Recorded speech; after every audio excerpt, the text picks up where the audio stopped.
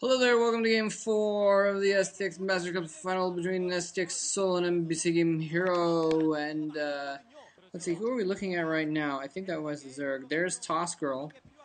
Right now, STX is trying to figure out who they're going to put in next as their next competitor in the match. The Zerg has now taken out two of STX's stars. And basically, there are two heavy hitters that I'm sure STX would have expected to win this thing for him.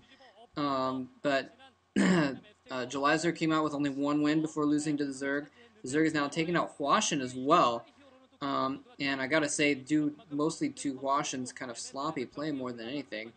Although the Zerg played really well that game, I gotta hand it to him too. I'm not trying to say he didn't deserve that win. But yeah, so we're trying to figure out who's going to come in next. Who's going to be put in next? It's in case you missed it the first time. It's kind of a Clan Wars thing style where someone just keeps going until they're defeated, and you just keep throwing people at them until until you defeat them basically. And so okay, the commentator is yelling loudly and excitedly, and now they're going to reveal who is going to come out next, except last time they had this big door like opening and revealing who was going to come out, and then they just cut the video straight to the guy like sitting in the booth already. Let's see who this is going to be. I haven't looked this up beforehand, so I'm just going to have to recognize who it is visually. Hopefully it's not someone that I don't know, so I look like a fool. Okay, it's Cal. Cal is up. I can recognize Cal. So as I was kind of thinking, STX has put in, they just keep putting in their big players, and they're not going to resort to their lower level players until later on. And that makes sense at this point, honestly, because if they put in someone, if they reserved Cal for later on, basically, and they put in someone not as good, then there's the possibility that the Zerg could beat him too, and then they would be up 3-1. And that would be a very difficult deficit to come back from. So they need to, they can't just reserve their good players for later on, like NBC has actually done. They need to just throw in their big guns right now.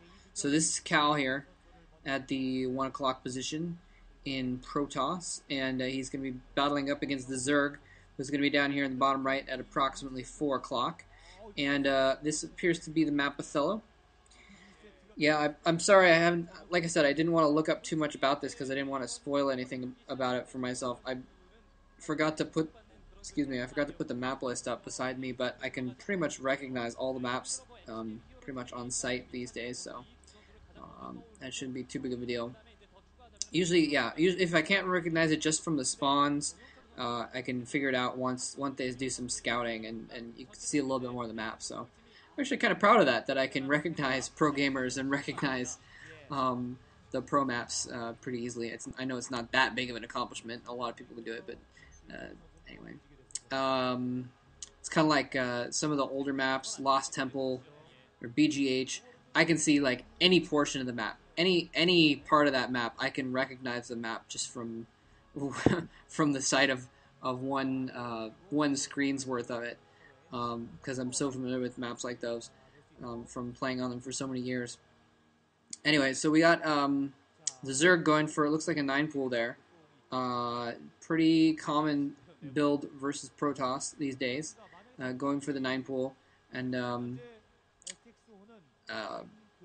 again, I know I've said this kind of in previous games, but I'll say it quickly again, that basically the 9 pool, they can put some early pressure on, and then afterwards they can he's like, what? I'm on TV? Huh? Afterwards they can switch into more econ if the pressure doesn't work, basically.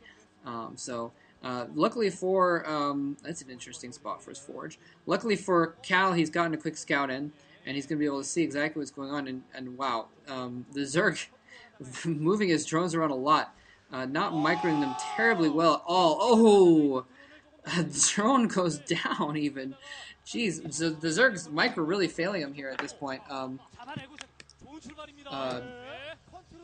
Yeah, I mean, moving all of his drones just to avoid one drone getting attacked, and then moving like half of his drones basically, so those drones were not mining, and then even having that drone finally going down, and now Cal's going to attack even more drones here. I don't think he's probably going to get any more kills because there's Zerglings coming out now. Cal put down 2 cannons at his front door, by the way, which I'm not sure if that was necessary, really. But not without seeing if he did more, but I guess he really wants to play. Oh, and there we go. See, he plays it safe, cancels one of the cannons to get some money back, because he saw that not a lot of Zerglings were coming out. If the Zerg had been pumping out Zerglings, he probably would have let that cannon come in. But because the Zerg was not really pumping out Zerglings, though, he's switched to complete economy, actually. I don't know if he's making any Zerglings. I haven't seen any Zerglings, unless they're over at Cal's front door now or something they ran by. But it looks like he just switched straight into economy once he got scouted, basically.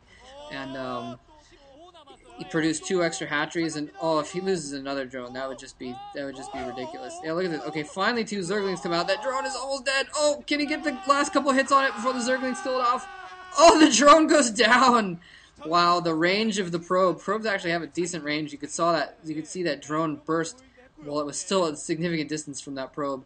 And that probe now well, I thought it had 2 kills. I thought it killed the drone earlier, but now it only says 1 kill on the screen, so I don't know exactly what is going on with that. I could have sworn he killed a drone earlier.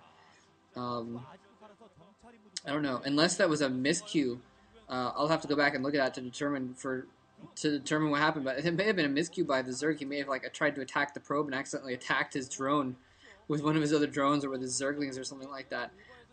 Anyway. Either way, 2 drones have been lost, but again, since he's gone for such a heavy econ build with no Zerglings, it's not going to hurt the Zerg terribly much. And we see now that pretty standard now that Cal has his expansion set up, he's going for some tech. So he's been going for econ the whole time. He probably hasn't stopped producing probes from either of his Nexi for a while now. And I'm not sure if Cal even saw that 3rd hatchery until now. But now he sees that. Now he's got to know that he's gone for heavy econ build here. And we'll see what he does to respond to it, basically. Let's see if that drone can get out alive. Super probe escapes. Will it get away? He's going to keep scouting around. He's not going to try and save the super probe. Hero probe is not going to be able to go home to his hero's welcome after all. He's going to go back in the base. Oh, will he be able to get another scout? And the Zerglings are speed upgraded. I think they're going to be able to catch him. Oh, one gets in the way. The probe goes down, so he's not going to be able to get in and spot this spire, which would have been really crucial. If he's been able to get up that ramp and spot that spire, that would have been absolutely crucial. Again, Terran versus... I'm sorry, Terran. That's the only race that's not involved in this matchup. Zerg versus Protoss. Excuse me, Zerg versus Protoss. Scouting is a really big deal for both sides of the matchup. So... if Cal had been able to see that, obviously, I mean, StarCraft in general is all about responding to what your opponent is doing and having the appropriate counter, basically. And so it's really, really important to find that sort of thing out. So if he knew the Spire was there, he'd have to prepare more. He'd probably put down more cannons in his main. Perhaps depending on what counter strategy he wanted to go. Oh, Zerglings! It looks like he was going to try and run in there and go for an attack. But the Zerg actually being very intelligent about that. Oh, a probe coming in here, He's going to get up the ramp. The Zerg does not have anything nearby. All of his all of his Zerglings are over by Cal's base, and so he's not going to be able to block this probe. The probe gets into his base.